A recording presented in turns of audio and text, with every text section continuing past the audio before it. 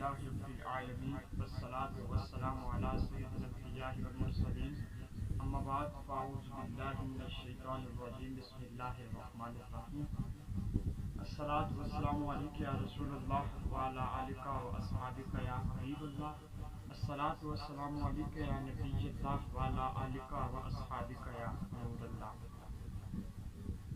مدینے کے تاجدار صلی اللہ علیہ وسلم کا فرمان عالیشان ہے کہ جس نے مجھ پر دن میں 50 مرتبہ درود پاک پڑھا تو حضور فرماتے ہیں کہ بروز قیامت میں اس کی شفاعت کروں گا۔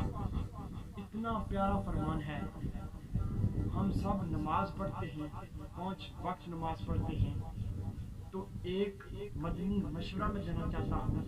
ایک مشورہ یہ ہے کہ ہر نماز سے پہلے آپ 10 مرتبہ درود پاک پڑھ لیں تو 5 نمازیں ہیں۔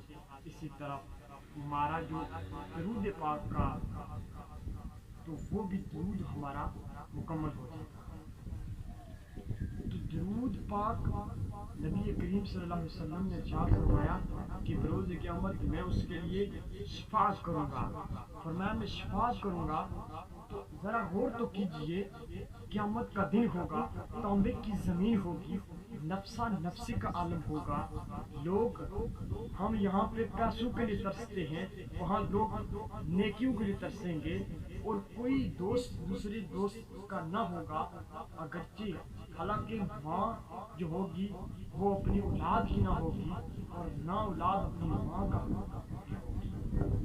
پیارے اسلامی بھائیوں، وہاں پر رسول کریم صلی اللہ علیہ وسلم کی اگر ہمیں شفاعت ہو جائے تو کیا ہی اچھی بات ہے۔ بڑے ہی ہم خوش نصیب ہیں، بڑے ہی ہم خوش نصیب ہیں۔ ایسے نبی گزرے ہیں جنہیں نے یہ دعا کی ہے کہ اے اللہ پاک تو ہمیں نبی نہ بناتا، تو ہمیں اپنے حبیب کی امت سے تو بنا دیتا۔ اتنی پیاری پیاری نے دعا کی ہے۔ ہمیں سب سے پہلے شکر یہ ادا کرنا چاہیے کہ اللہ نے ہمیں حضور کریم صلی اللہ علیہ وسلم کی امت میں پیدا کیا ہے۔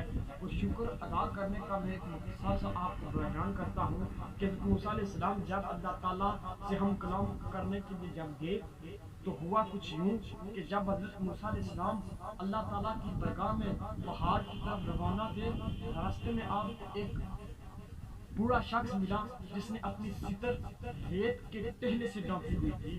اس نے کہا کہ اے حضرت موسیٰ علیہ السلام، اللہ پاک کی درگاہ میں آپ ہم کلام ہونے جا رہے ہیں، اللہ پاک سے یہ عرض کیجیے گا کہ اللہ پاک مجھے عطا کرے، اللہ پاک مجھے دے، لگانے کے لیے میرے پاس کپڑے نہیں ہیں، اللہ پاک مجھے عطا کرے۔ اور آپ جب چلتے ہیں ایک اور بزرگ ملتا ہے، وہ کہتا ہے اے موسیٰ علیہ السلام، اللہ پاک سے آپ یہ دعا کیجیے گا کہ اللہ پاک نے مجھے بہت نوازا ہے، بس وہ اپنی نوازش کو بند کر دے۔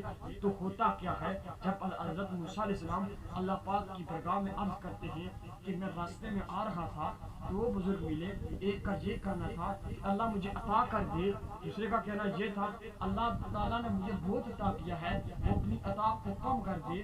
تو اللہ تعالیٰ نے کیا فرمایا، سنتے ہیں اللہ نے یہ ارشاد فرمایا، اللہ تعالیٰ نے فرمایا کہ اے موسیٰ علیہ السلام، جس نے تمہیں کہا تھا کہ میرا شکر، جس نے مجھے کہا تھا کہ میری نوازہ کم کر دے، اسے تو کہہ دے کہ میرا شکر ادا کرنا شروع کر دے۔ جس نے کہا تھا کہ مجھے کم نواز اور نہ عطا فرما، اسے تو کہہ دے کہ وہ میرا شکر ادا کرنا چھوڑ دے۔ تو اللہ پاک نے اتنا ہی پیارا فرمایا، جو اللہ تعالیٰ کا شکر ادا کرتا ہے اللہ تعالیٰ اسے نوازتا ہے، جو اللہ تعالیٰ کی ناشکری کرتا ہے تو اللہ تعالیٰ اسے اپنی نوازش سے دور کر دیتا ہے۔ اگر آپ کو یہ ویڈیو اچھی لگی ہو تو ضرور چینل کو سبسکرائب کریں اور ضرور پہلا کمنٹ شیئر کریں۔